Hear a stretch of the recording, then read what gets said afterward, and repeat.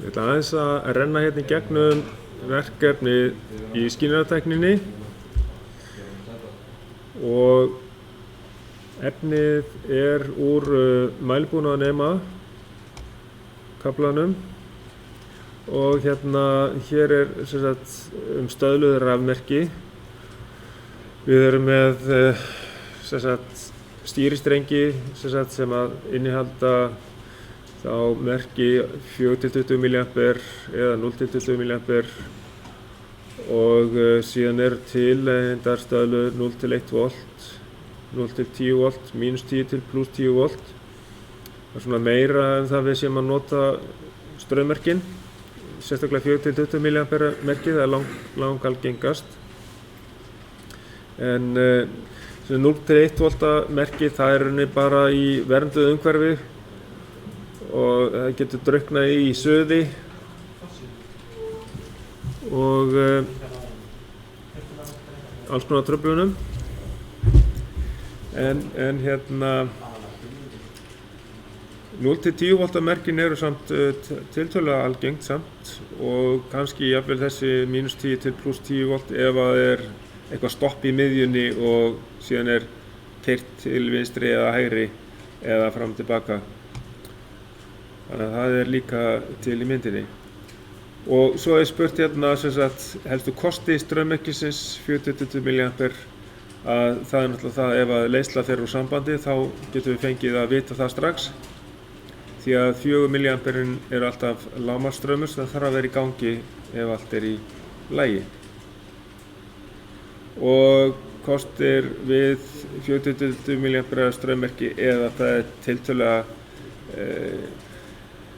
sterkt gagnvart utanaðkomandi truflunum eða lítið næmt fyrir utanaðkomandi truflunum.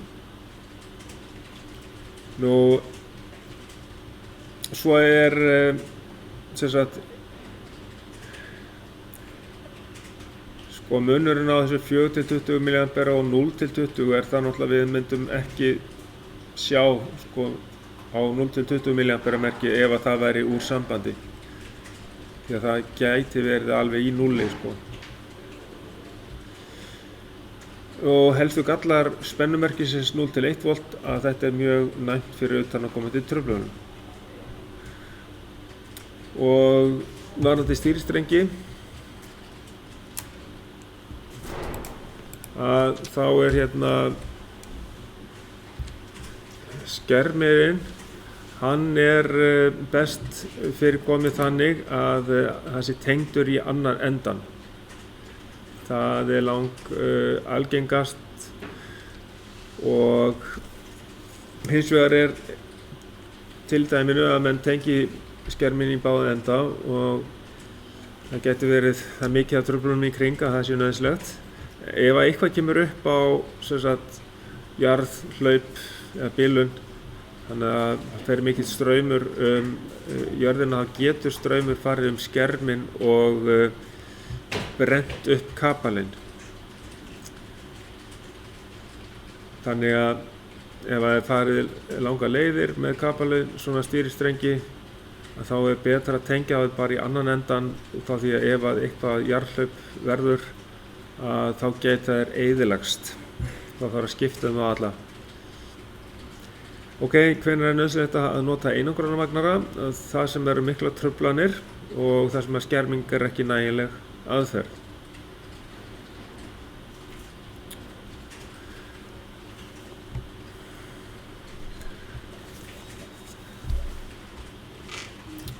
Nú, við höfum sem sagt mælibúnaðarnema efnið hér og höfum við sem sagt myndir af þessu sviði sem sagt 4-20, 0-20 mA og síðan 0-1 volt og 0-10. Hér þá var 0-5 volta merkið ekki orðið mjög algengt sem er orðið miklu algengar í dag og væntanlega orðið staðlað líka. og síðan alltaf til alls konar merki, stafræn og slíkt. Og hérna eru sem sagt kaflinn truflanir og hér sjáum við að við fáum, ef að skermurinn tengdur alla leið, þá getur komið fram sem sagt svona truflun eftir skerminum og jafnvel sem sagt straumur ef að mismunandi spennu punktur á sitt konum staðnum. Og líka sem sagt það getur orðið truflanir eftir skerminn.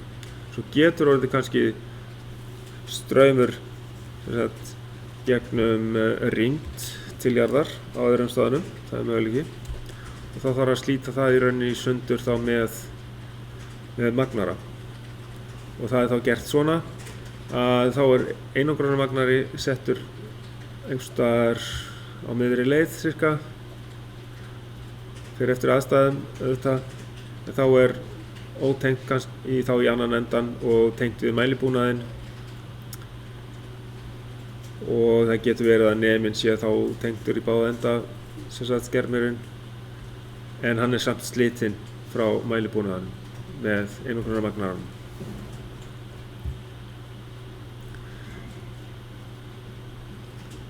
Svo þetta svona aðalatriði varðandi það og þessar truflanir, þessi truflanafræði, þau eru stór og mikil fræðigrein og helsta atriði að reyna að tengja sem sagt allt sem að getur valdið truflunum saman í einn punkt eins og sýnt hérna og reynda að skipuleggja töflur þannig að það sem á saman eins og stýringar með inntölum að það sé þá afmarkað frá eins og hraðastýringum. Þær séu í einhverjum öðrum skáp, ekki í sama skáp og innstýringarnar helst.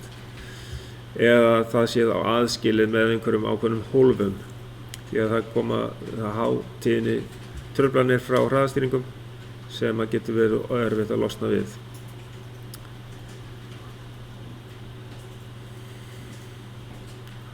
Og hérna þessa töflu þurfum við náttúrulega að nota seinna og hér næst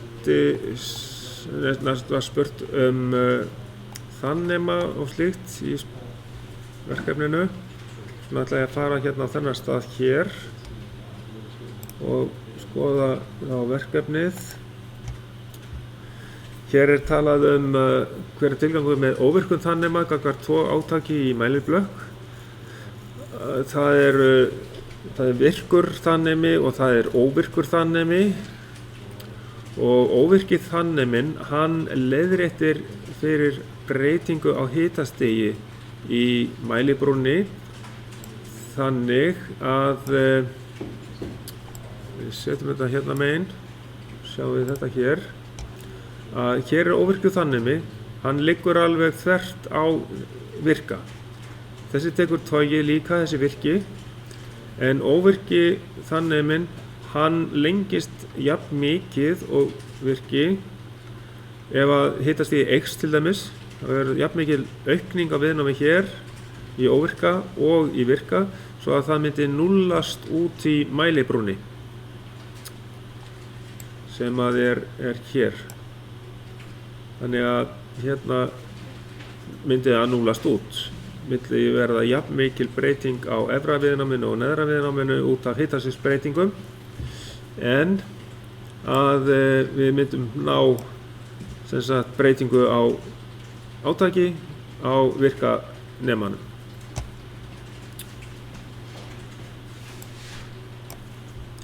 Þannig að óvirki þanneminn, það er þessi sem að liggur hérna þvert, hann leiðréttir fyrir breytingu á hitastigi í mælibrúnni. Síðan er spurt hérna hver tilgangur með 3 leiðara tengingu frá mælibrú að átaksnema. Það er líka leiðrétting, það er að leiðrétta fyrir aukningu á viðnámi vírsins að skynjaranum. Og við eigum myndir af þannig tengingum hérna líka. Þær eru hér. Hérna hefur við sem sagt þá 3 víra tengingu eins og þessa mynd hérna í miðjunni. Að hér er viðnám í vírnum sem sagt leiðari að skynjaranum. Hann bara bætist við alveg beint á báðum stöðum ef ekkert er gert. En þið sjáið munin á þessu efri myndinni hérna, það sem er ekki nein leiðrétting, það sem er bara viðnámið í vírnum bætist beint við skynjara viðnámið og að viðnámið í efri vírnum verður sama viðnámið hérna neðanverðu í brúnni svo að brúin raskast ekki. Að vísu verður smá mælistraumur í gegnum leiðarann sem er fyrir inn á miðjuna hérna. Þess vegna tengjast 2 vírar frá öðrum endanum á skynjaranum, átaksnemanum. Og þannig að þessi vír hérna, hann gefur okkur upplýsingar spennuna og þá átakið.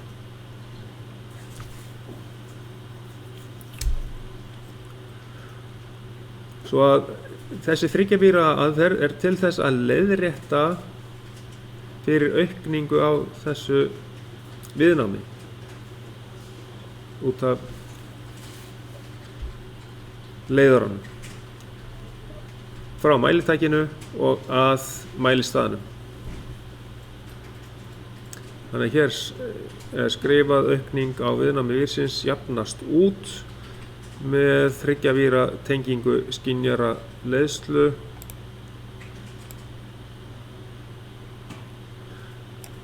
við brúna átt að vera.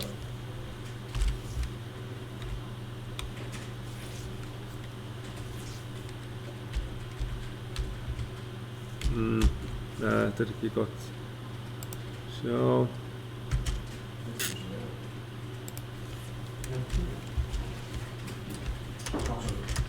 Svona. Ok. Einhverjar spurningar varðandi þetta? Nei, nokkuð klárt. Við höfum möguleika á nákvæmari mælingu og það er náttúrulega að vera með öðru sér tengingar að þessu en hérna er bara önnur aðferð við að vera með 3 víra leiðréttingu.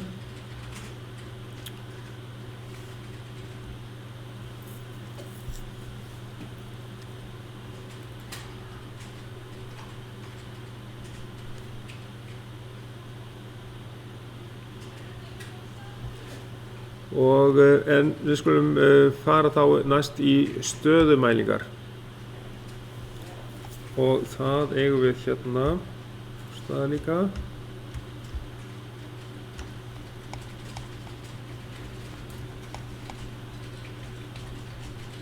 Stöðumælingar og hér er græja íhlutur sem að mælitæki sem er kallað línulegur mismunaspennir og hann er skammstaðar svona LVDT. L stendur fyrir Linear Variable Differential Transformer og það stendur væntanlega hérna, Linear and Rotary Variable Differential Transformer. Það þýðir það sem sagt að færum kjarnan hérna til þá yfirfærist segursviðið þá á þessi sitt hvoru eftirvöf hérna. Ef hann er akkúrat staðsettur í miðjunni til dæmis að þá gætum við verið með 0 volta spennu út til dæmis hérna. Ef við sæjum hérna útgangslínuritið hérna þá getum við verið með 0 hérna í miðjunni og ef við förum til hægri með kjarnan þá þið jákvæð spenna út en ef við færum með hann til vinstri þá myndum við fá mínusspennu út úr þessu búnaði. En það þarf að vera auka búnaði með þessu.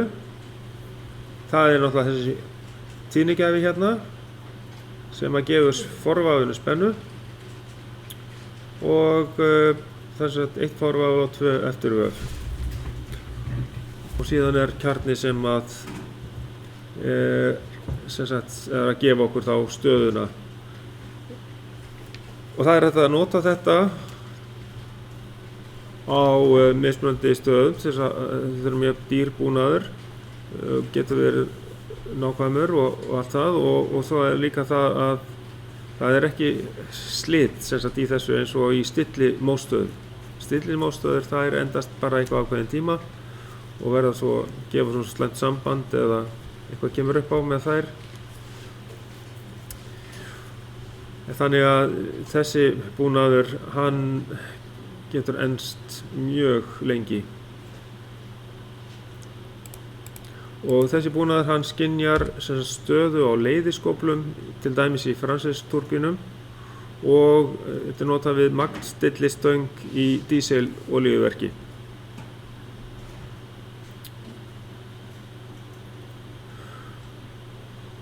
En kosturinn við þetta það að þetta nánast viðhaldsfrýr búnaður.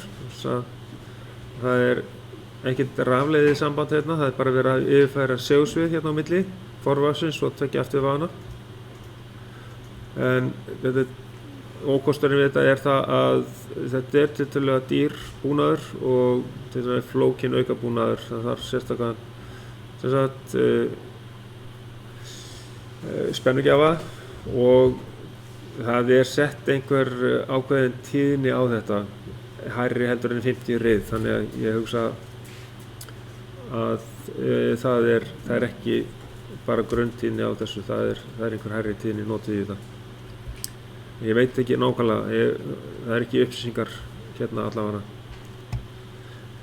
og við förum ekki að spyrja það heldur. En næsta mál, það lýsa aðferð með 2 spannskynjurum til að mæla hversu langt togvír farin út af spilkerfi, og það eru þá 2 nándaskynjarar staðsettir með 90 gráðu millibili, og það staðsett málmplata á hjólinu, á blakkarhjólinu, nær yfir helminginn af því, og þegar að hjólið snýst þá gefur að þessa púlsa hérna sem eru með til 90 gráðu fasamun. Þá getum við talið púlsana og þá getum við vitað í hvaða talningar átt, hvort að veiðarfærin að fara út eða að koma inn, og það hægt að setja það inn í ákveðið forrit.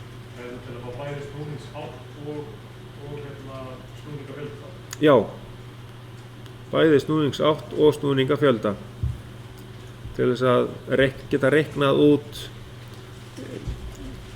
lengdina á togvírnum sem farin út.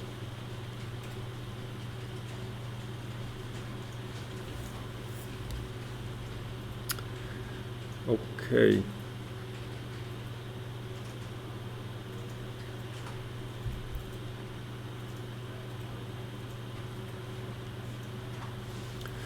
Síðan höfum við hérna munin, við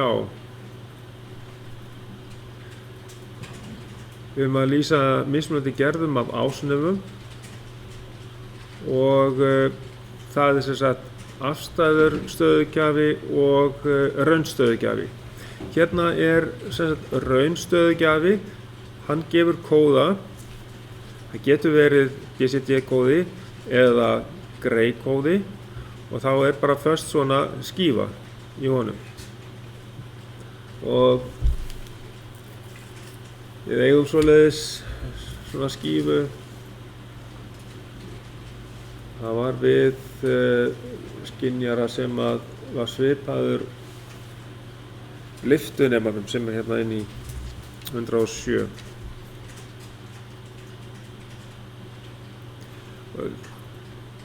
Þennan getum við ekki núllað hvar sem sko. Það bara 1 0 á hringnum ef það nokkuð staðar nákvæmlega 0. En þetta svona gert, þessi raundstöðugjafi, hann svona gerður frekar fyrir hægar breytingar og kannski að taka vindátt eða eitthvað slíkt eða stöð á stýri eða einhverju. Og við sjáum aðferðina við þetta að það verið að senda ljósmerki í gegnum plötuna og það skorið úr henni þannig að við fái ákveðnar tölur í gegn og ljósnemarnir hérna þeir taka þá við merkjunum sem að sleppa í gegn og gefa þá ákveðna tölu út frá því hvað hann stattur á diskinu hverju sinni.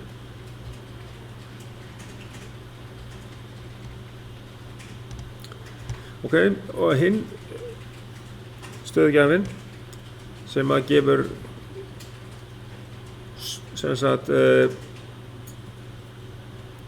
afstæða stöðu, þetta var kallaður raunstöðugjafi, hinn kallaður afstæður stöðugjafi. Við getum núllað hann í rauninni hvar sem og tekið talningu út frá ákveðnu núlli. Hann gefur svona 90 gráðu púls að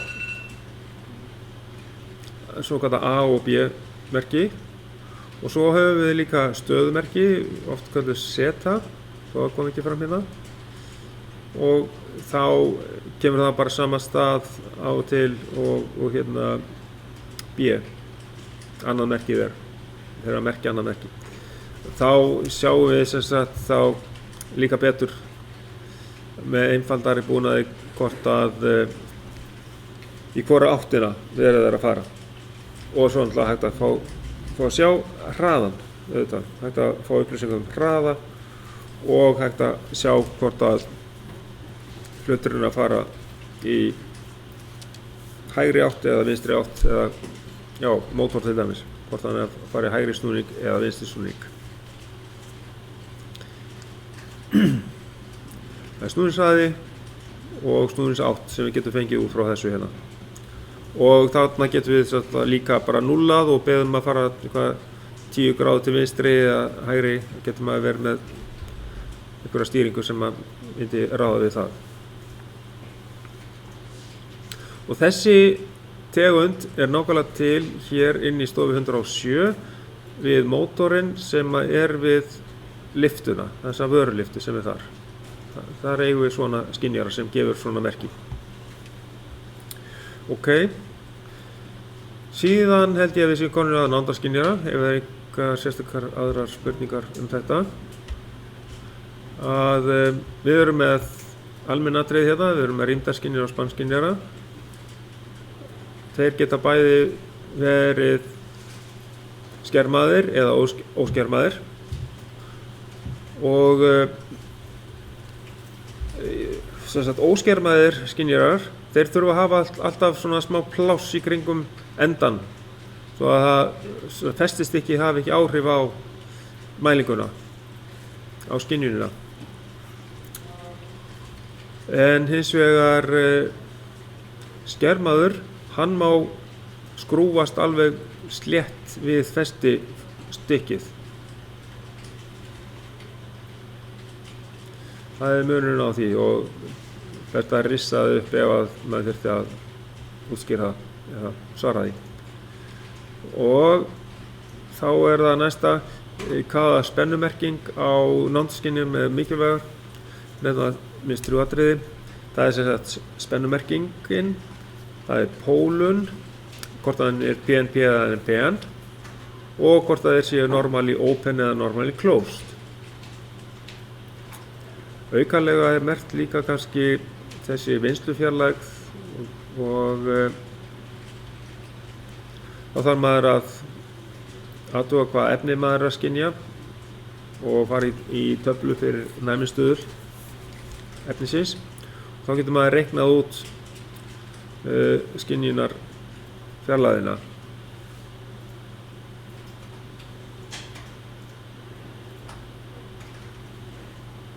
Já, þetta öfugt hjá mér. sko, þá getur maður reiknað út vinnslufjarlægðina SA að skynjunarfjarlægið SN, skynjunarfjarlægðin, hún gefin. SN ef hún gefin hérna 10 mm og hann á að skynja gúmmíhlut, þá margföldum við sem sagt 10 sinnum gúmmí sem er 0,3 sem næmnistuðul og þá vinnslufjarlægðin SA, hún 3 mm. Svo komið þessu nú rétt frá mér.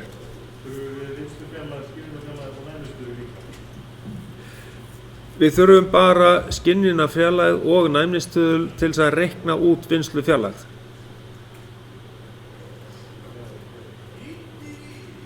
En við þurfum, þetta sko skynjunar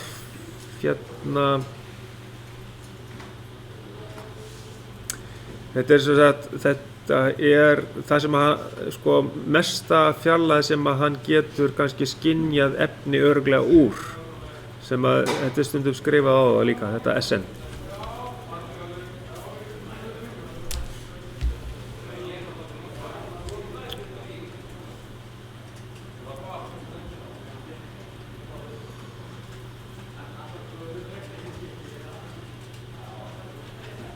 En aðal merkingarnar, þessi 3 atriði sem ég bað spennumerking pólun, hvort það PNP eða NPN og hvort það sé normally open eða normally closed. Ok, síðan hérna ef ekki bara fara í rýmdarskynjara. Hvers vegna ekki hægt að skynja olíu í gegnum sjónglas með rýmdarskynjara? Þá þurfum við að skoða næmnistuðul glersins og við höfum það hérna í töflu hér. Sjáum hérna plexigler hérna til dæmis, að það næmnistuðull 0,3 og hérna gler líka hérna 0,3 til 0,7 fyrir sjálfsagt eftir þykkt. Þannig að ef við tökum hérna 0,3 og á glerið og síðan olían, hvaða næmnistuðul hefur olían? Hér olía, það næmnistuðullin 0,2. Það þýðir það að skynjarinn það mjög erfitt og í rauninni ekki hægt að skynja einhvern hlut eða skynja olíu sem með lægri næmnistuðul í gegnum gler sem með hærri næmnistuðul. Maður verður alltaf að hafa lægri næmnistuðul á efni sem maður að skynja í gegnum. Þannig að þetta ekki hægt. Ef við værum að skynja vatn í gegnum gler, það væri hins vegar hægt. Við sjáum það vatn hérna, það sett á, skoðum hér vatnið, Vatnið sett á 1, þannig að það 1 stærri heldur en 0,3 sem glerið, eða 0,7. Við getum alltaf skynjað vatn í gegnum gler, það hægt, en ekki olíu vegna þess að olían með 0,2 lægri næmnistuðul.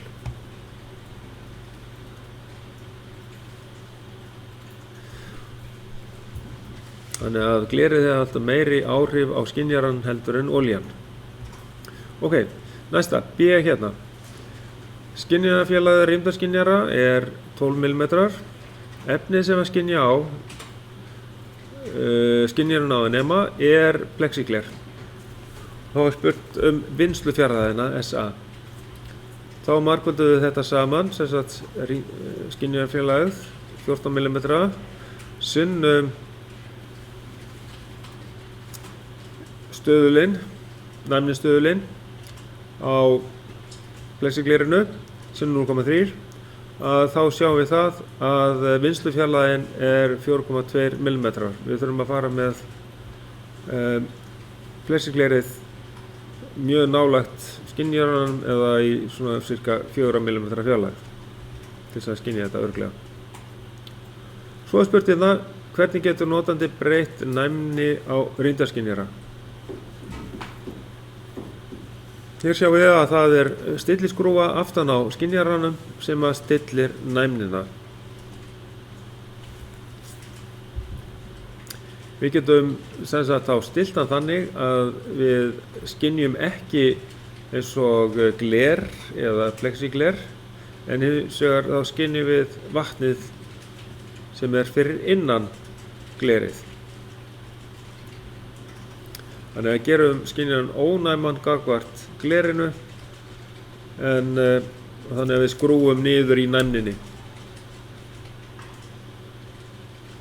Og þegar vatnið kemur fyrir innan upp að skynjaranum þá fyrir hann gefur merki. Ok, 7 spannskynjarar. Skoðum aðeins hvað þar. Það spurt hvers konar efni skynjar hefðbundinn spannskynjari, og það sem hann skynjar öll efni sem að leiða rafmagn.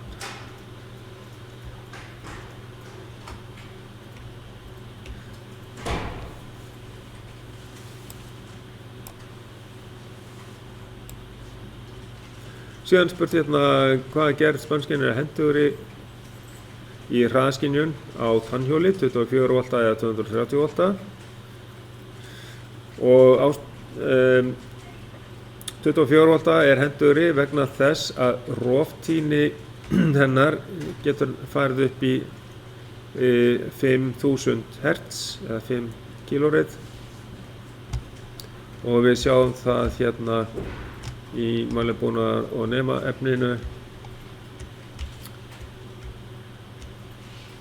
að hér talað um 5 kHz sem að þessi skynjarar geta unnið upp að. En skynjarar með AC-útgangi, hann mjög hægvirkur og vinnur í rauninni bara max á 25 reiðum roftíðinni.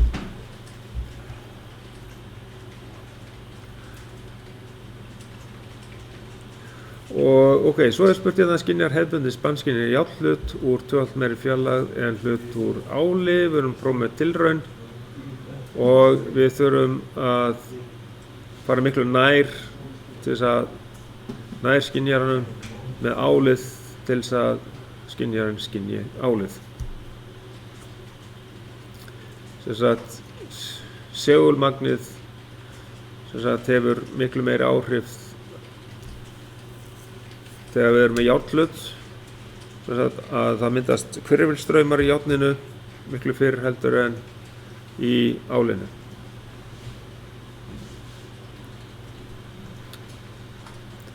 Ok. Segulleiðin járnsins sem stýrir það? Já, það eiginlega segulleiðinin.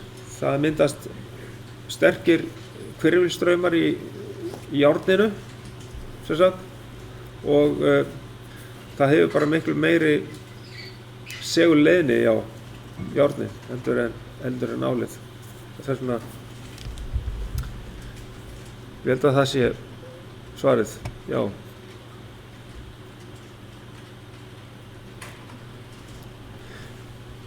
Hverjir eru 3 helstu tegundir útgangsrása nándarskynjara? Það sem sagt AC, þeir eru fyrir 230 volta spennu. Og svo höfum við fyrir lægri spennu, 24 volt, það NPN skynjari og PNP skynjari. Þetta eru þessar 3 helstu útgangsrásir. Hér efst uppi AC, næsti NPN og neðsta myndin af PNP. Við getum fundið þetta í mælibúnaðar nema efninu.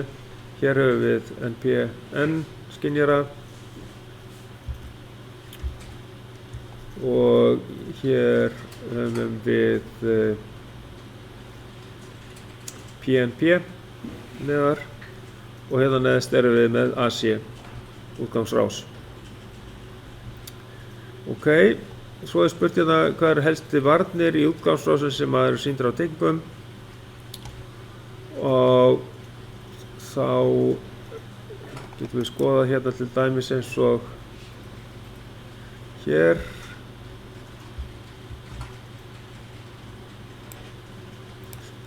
Við erum með pólunarvörn, það er þessi díóða hér. Síðan erum við með straumskiptidíóðu sem er hérna tengt upp í plus. Við erum transistorinn í skynjaranum fyrir spanpúlsum frá álagi sem getur verið spóla til dæmis hérna, eins og við teiknaðum upp hérna í brotalínu.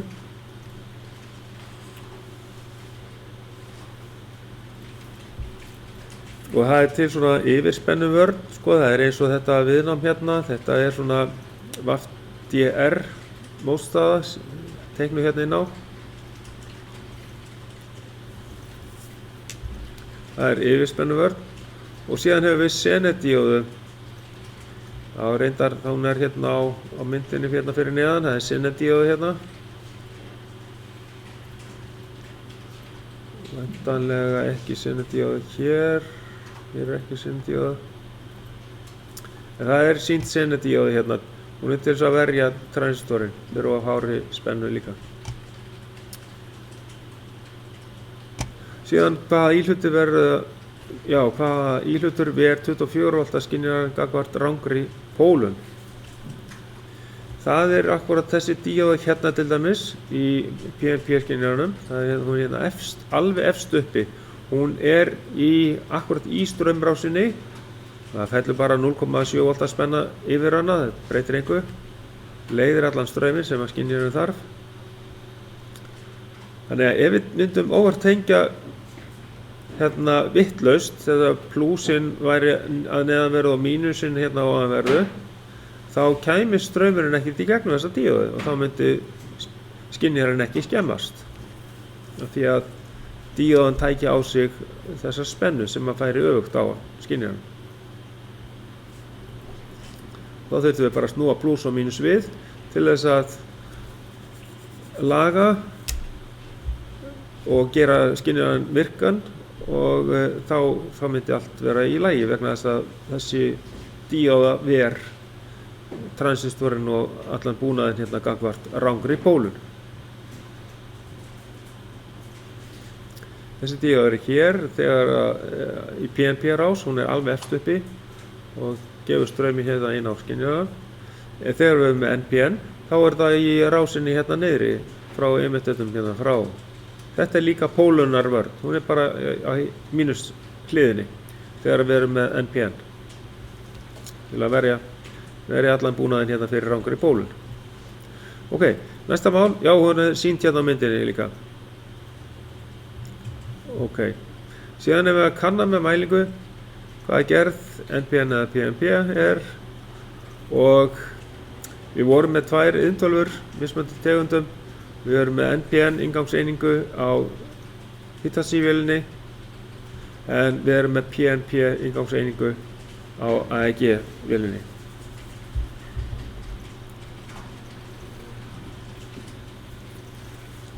Og við gerum mælingar líka í þessu rafeindatækni B sem að þið eru væntanlega búnir með líka. Gerðum mælingar á þessu. Og það er spurt hérna hvaða hlutverk hefur díóðabrúðin í 230 V skynjaranum. Hún rauninni afriðar eða stýrir straumnum í gegnum týristorinn. Afriðar strauminn hérna í gegnum týristorinn því að við þurfum að hafa alltaf sömu stefnu og straumnum í gegnum týristorinn.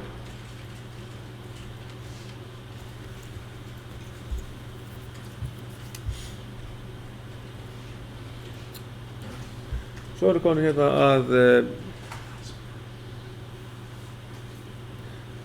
okkar spurningar varðandi þetta, eða eru að klára þetta?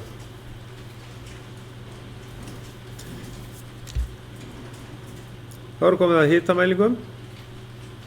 Við höfum að telja upp helstu gerðir af hita rafvökvum, sem sagt thermocouples og dæmi mælistæði. Og þá við þetta getum við notað PR Electronics forritið og mjög algengur hitarafaki heitir K, kallað K hitarafaki. Hann mikið notaður við afgangsmælingar og svo eru til svona J hitarafaki, RST og fleiri. Við getum sett það í PR Electronics forritinu.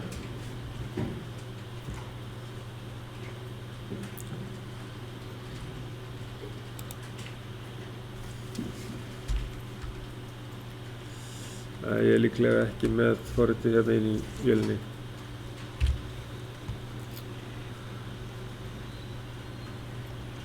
Og við höfum að nefna tvær gerðir af hitanefnum sem væru nothæfar til mælingar á afgangshita aðalvél í skipi. Og það eru þessi K-hitarafaki og J-hitarafaki. Það sjálfsagt til nú orðið fleiri gerðir sem er gott að nota þetta, en K-hitarafakinn er mjög algengur að mæla afgangshita. Og hvað stendur skammstöfunin RTD fyrir á ensku og íslensku? R stendur fyrir resistive, T fyrir temperature og D fyrir detektor. Þetta er viðnámshitaskynjari. Það eru til dæmis PT100 og PT1000, þetta eru viðnámshitaskynjarar. Og af því að það er platína inn í þessum skynjurum og þeir eru framleiddir þannig að PT100 að hann er framleiddur 100 ohm við 0 gráður á Celsius og viðnámið í PT1000 er 1000 ohm við 0 gráður á Celsius. Og PT1000 er mjög mikið notaður í til dæmis kæltækninni og vegna þess hvað hann er með hátt viðnám þá er síður að þurfi að leiðrétta fyrir lögninni, sem sagt, leiðinni að skynjaranum sjálfum því að það er svo lítið brot af heildar viðnámi skynjarans.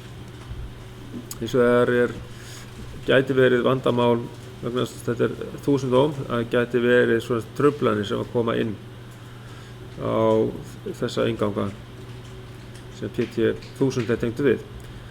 Nú, viðnámið í PT100 er 100 ohm við 0 gráður Celsius en þar er aftur á móti þurfum að leiðrétta fyrir lögninni, sem sagt, skynjara leiðslunni. Stýri leiðslunni að skynjaranum sjálfum. Þar bætist við viðnám og það þarf annarkot 3 víra tengingu eða 4 víra tengingu til þess að leiðrétta fyrir viðnámsaukningunni í kaplinum.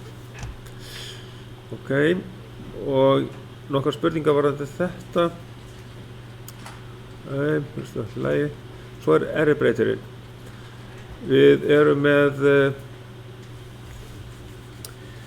tæki sem að tekur inn á sig ýmsa skynjara og þeir geta sem sagt verið hitarafakar eða viðnámshitaskynjarar og eða einhvers konar spennumerki frá ýmsum skynjurum. Þannig að þetta er aðalega hitarafakaspenna, svo er sem sagt viðnámshitaskynjarar, PT100, N100 líka kannski og svo geta komið inn spennumerkingar, eða spennumerki inn á það, 0 til 100 millivolt. Og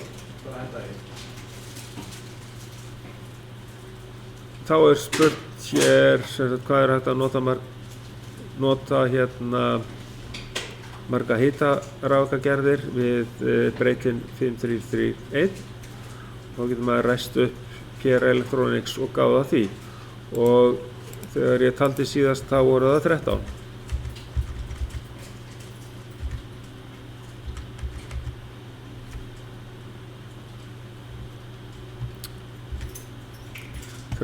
Stykki af mismunandi hitarafakagerðum. Síðan spurt hérna hvernig séð fyrir leiðréttingu á kvöldutengingunni. Að það gert með innri leiðréttingu. Þess að það kallar hérna á ensku internal cold junction compensation. Og það stendur hérna internal cold junction compensation. Það merkir innbyggða leiðréttingu vegna hitastigsbreytinga við köldu tenginguna.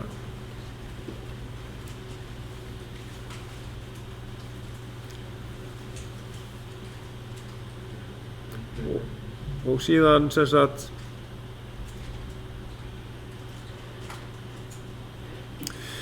spurt hérna af hverju þarf RF-breytirinn upplýsingar tegund og línuleika skynjara og það til þess að RF-breytirinn geti sendt frá sér réttar upplýsingar hitastig.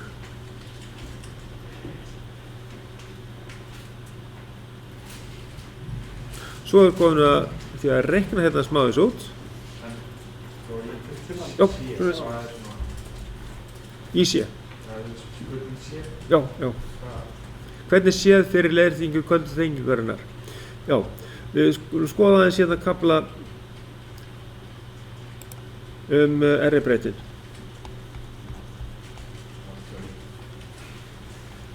Og þar nefnilega, hvar þessi leiðrétting staðsett?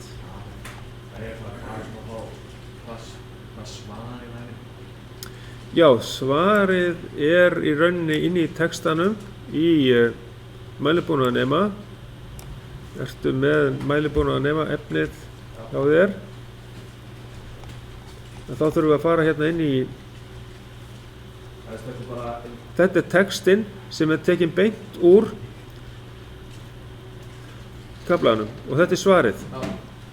Þannig að já, það var liður 6 hérna. Það viðnám sem merkt internal cold junction compensation. Það hitanemi sem mælir hitan við kvöldutenginguna. Það þessi hérna. Hérna viðnámið staðsett. Það merkt hérna, sjáu þetta. Merkt hérna INT-CJC, internal cold junction compensation. Þar sem að plúsin og mínusinn tengjast inn frá hita raforkukanum. Þannig að hitastigið mælt við kvöldutenginguna og síðan leiðrétt út frá því ef það breytist eitthvað. Ok, en svo næsta.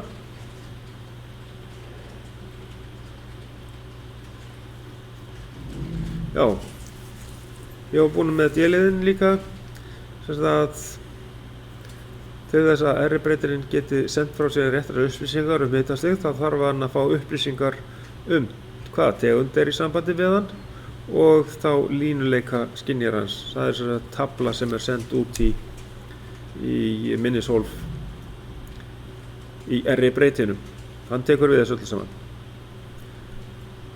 Og svo bara reikningsdæmi hérna. Iðntölva sendir upplýsingar þrýsting til skjámyndakerfis á heiltöluforminu 0 til 495. Straummerkið 4-20 mA frá þrýstinema tengt við iðntölu sem breytir merkinu í 0 til 4095. Það þýðir að 0 bar 4 mA, 4 bar 20 mA. Þá spurt hve mikill þrýstingur í þrýstingút ef raungildið 3072. Og þá þetta svona einföld skölun, svona skölunarformúla. Sumir kalla þetta líka þríliðu, af því þetta eru 3 liðir. Það merki, mælimerkið, sem kemur hérna 3072 og svo það sviðið á þessum skynjara sem er 0 til 4 bör. Þá það sem sagt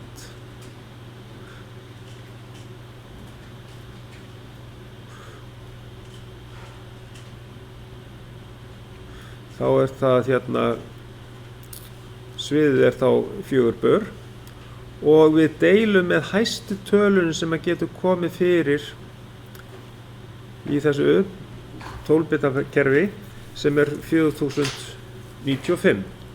Þetta sem sagt samsvarar 12 bita upplausn merkisins. Og þá er þetta sem sagt 2 í 12 veldi mínus 1. Þetta eru 12 bitar.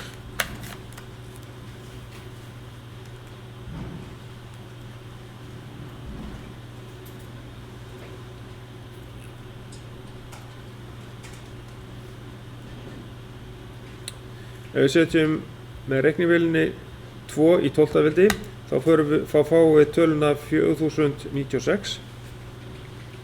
En það sem að þetta er þá með núllinu, þá er sem sagt 4096 möguleikar. Það sem að núllið er talið með í þeim möguleikum. Þannig að upp í þá töluna 4095 getum við talið með 12 bitum. Þess vegna höfum við þessa tölu hérna 4095. Ok, þetta var aðeins varandi rökrása hlutan í þessu. Það er mælimerkið er á þessu bili frá 0 til 4095 og það er satt hérna 0 til 4095 og mælimerkið er sérst 3072 sinnum sviðið sinnum 4 bör í heildina og deilum með upplausninni, hæstu tölunni sem við höfum út úr breytunni og þá fáum við það að þetta í þessu tilfelli eru 3 bör á ferðinni.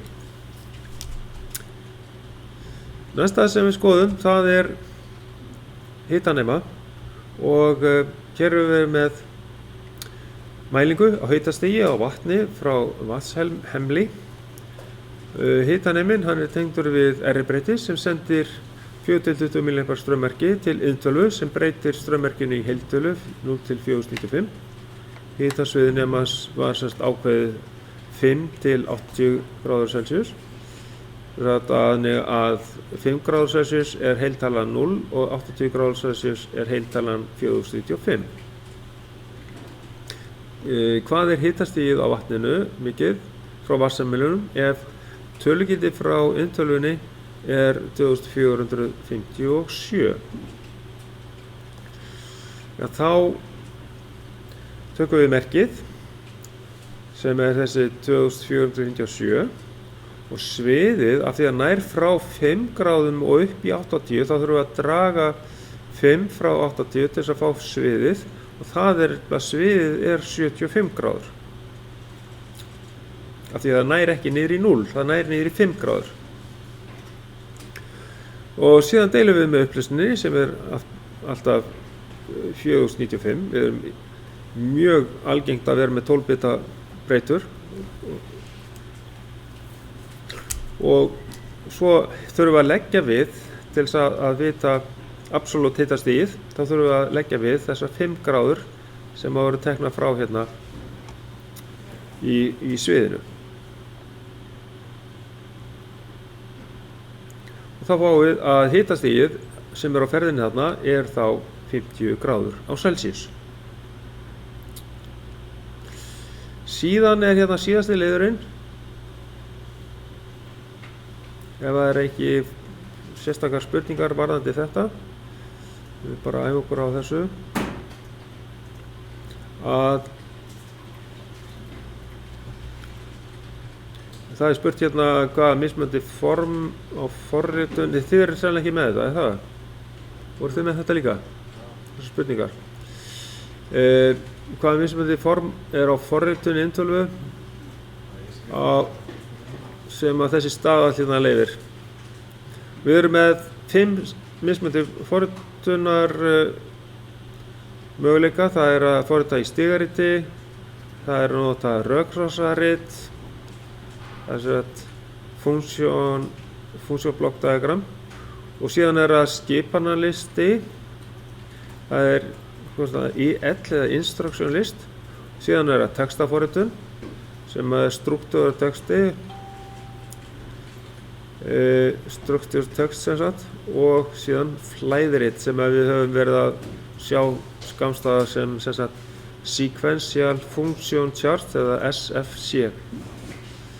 Sequential Function Chart. Þetta eru þessi 5 mismunandi forritunarmál sem að þessi staðall ESC61133 gefur okkur færi að nota. Og þetta eru að nota í Control Expert. Og síðan hvaða einingar eru á M340 tölunni. Það er bara það sem þið hafi verið að setja inn alltaf. Þá bara teljum við upp þessar einingar sem þið eru með. Og það er sem sagt, það er spennugjafinn, hann er hérna 2010, síðan miðeiningin er Ethernet Modbus 2020, M340 vélinn, og við erum með hliðræna einingu ANM0600 og við erum með digital inganga DDI 1602 og digital útganga 1602 og þá erum við komin með þær einingar. Svo höldum við áfram með hérna fleiri tegundir af inngangseiningum. Hver er munurinn á útgangseiningunni? Útgangseiningunni og inngangseiningunni. Það er transistora, það eru 16 transistorar hérna í útgangseiningunni.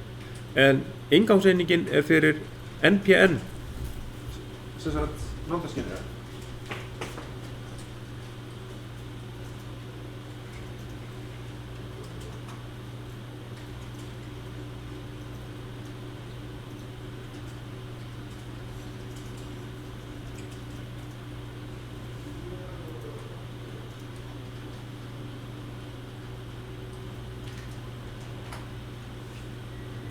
Geðveikt.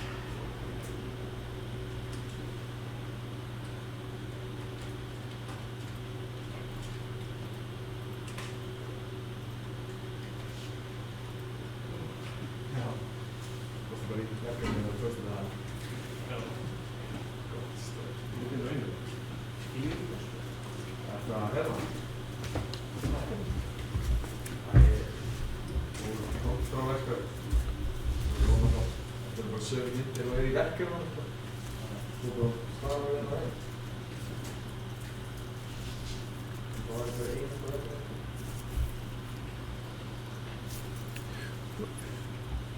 Ok, þetta er allt í lagi, ég var að fara í restina af þessu. Þetta er myndir að sýna sökkunúmer og vistbyrg. Það er málið. Já, sko, einmitt. Já, leyfum ykkur að klára að skrifa það. Þú var sökkunúmer 3 búin 16. Já, 16, alltaf hérna 16.02, 16, þetta eru útgangar, O stendur fyrir output hérna, sem sagt. Þetta eru 16 transistora útgangs einingar, eða transistora útgangar, segir, ekki einingar. Sökull 2 er NPN, skynjara inngangseining, 16 líka, 16 inngangar.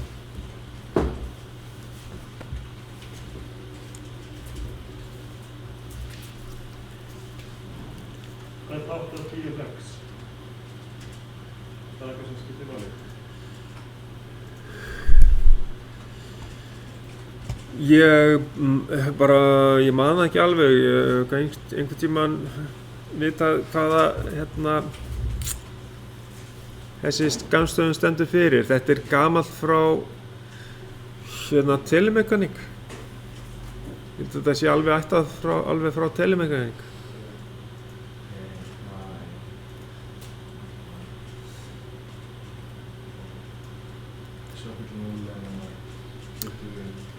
Já, sökull 0 er örgjörvaeiningin 2020.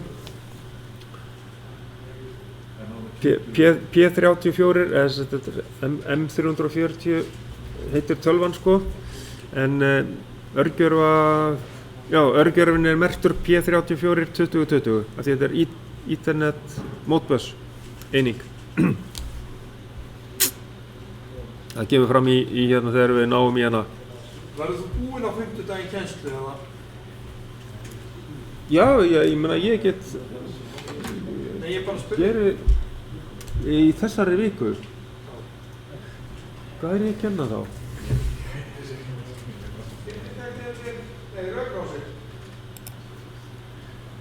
Þá skulum við skoða hvað er spurt hérna meira. Hér eru sem sagt myndir úr hérna kennsluefni sem að ég notaði talsvert. Þetta eru svona mismunandi gerðir af útgangseiningum.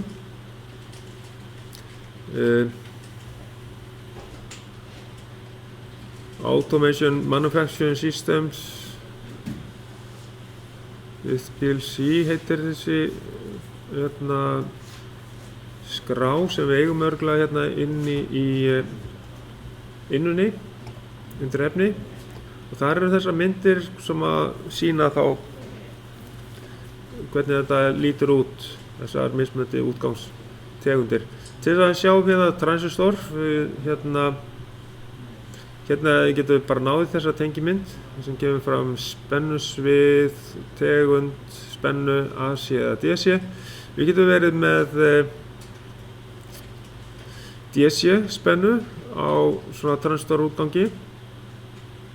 Yfirleitt er þetta svona frá 5 til 24 V DC spennu en hugsanlega þetta sé til eitthvað hærra, ég veit það ekki.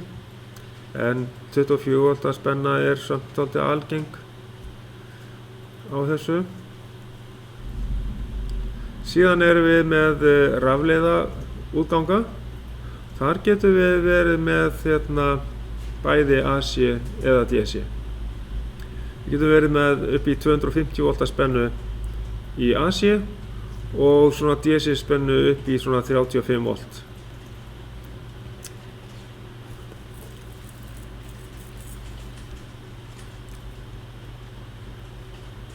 Og síðast hérna, ég ætla að sýna ykkur á eftir hvað ég finnum með þessar myndir.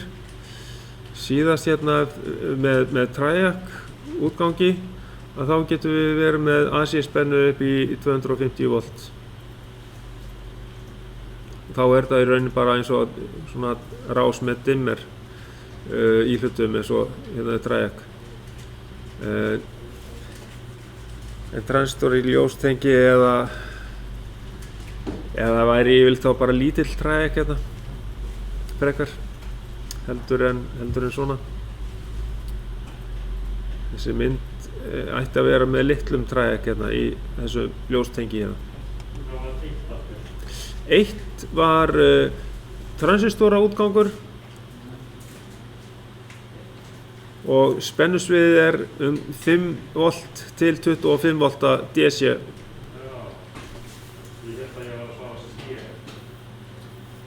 Jú, þetta er C-liður, það er bara í 1, 2, 3 sko. 2, rafleiða, það er það hér.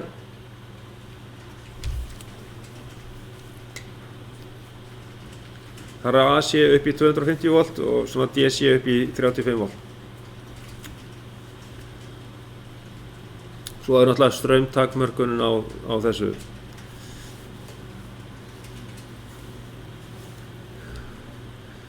Það er ekki hægt að setja mikil straum á svona rafleiða útganga.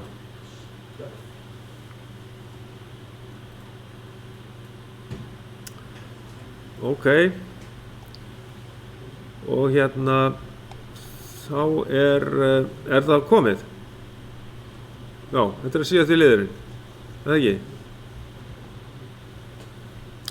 Og þá er kannski bara rétt að kíkja á einhverjar spurningar og svör sko í einhverjum prófum eða ef við gerum það bara næst. Það er kannski gott í næsta tíma. Að nýta þá tíman sem eftir er í einhver verkefni og slíkt.